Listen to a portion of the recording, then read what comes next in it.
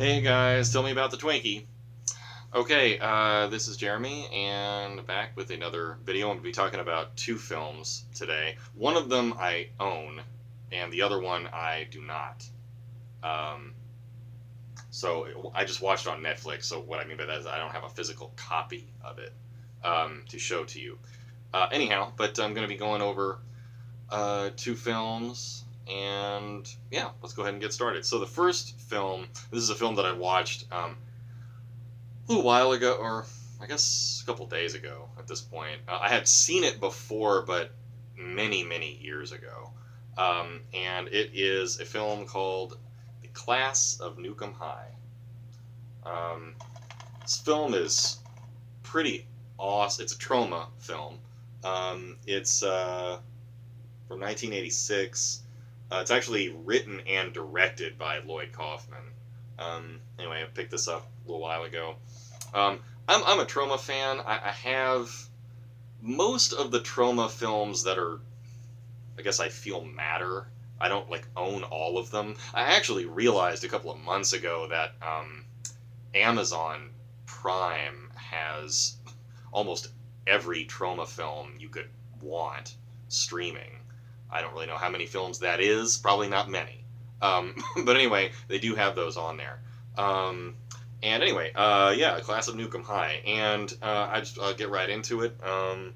I, hands down, I think this film is great. I really do. I think that it's the perfect balance of the like Troma-esque humor with sort of like it's kind of really saying something, saying a couple of things actually. It's a film about the environment, which surprisingly enough, a lot of their films are, the early ones anyway, um, and about teen pregnancy, and I really love the fact that they they take the idea of like the '80s high school sex comedy and they just make it so ridiculous that it's almost like borderline unwatchable because it's just so outlandishly stupid.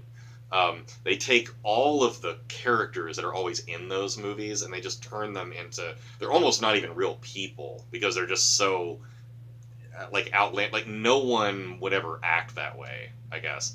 Um, and Yeah, I don't know. It's got everything. It's got your teen sex, your teen pregnancy, your guys trying to get laid, your ladies, women acting like weirdos, toilet monsters.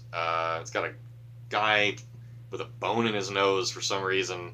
Um, he's actually on the cover. He's this guy here. I don't know if you guys can see that like at all, but yeah. Anyway, um, Class of Nukem High.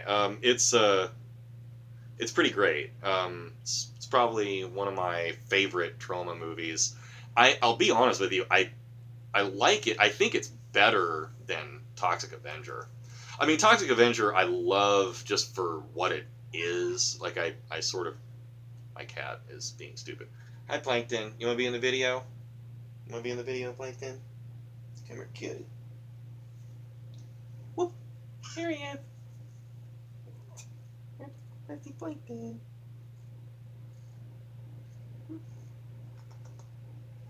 Yeah. Anyway, sorry. Okay, there's Plankton. Yeah, Class of Nukem High. I digress. No, it's great. I definitely think it's one of the, should be in the Troma canon, if there is such a thing. There is actually a Class of Nukem High 2, although I have to confess I've never seen it, so I don't really know anything about that movie. I do know obviously it was made probably about 5 or 6 years later.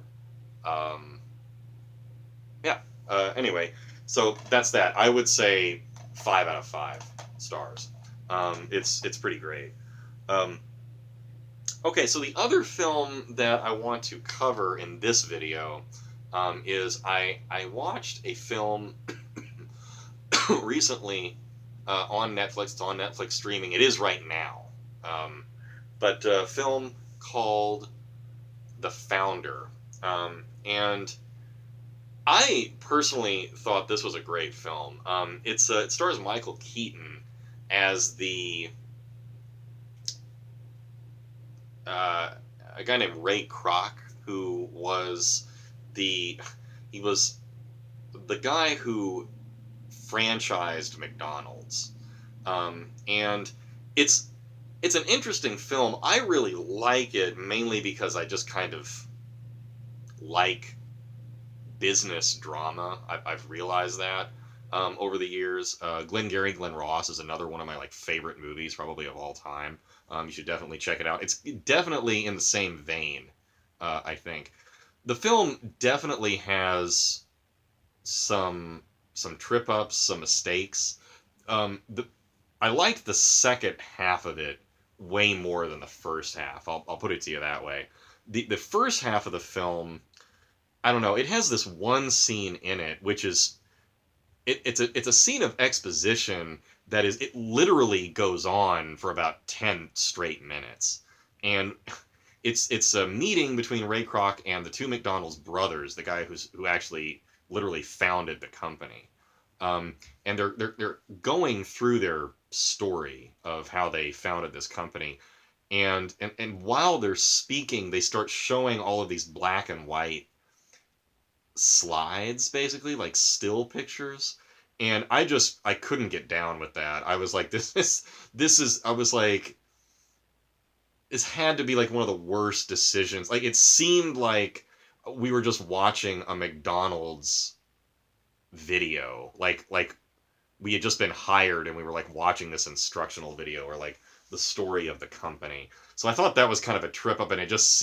seemed strange because it didn't really seem to go with anything else that happened in the movie. Um, and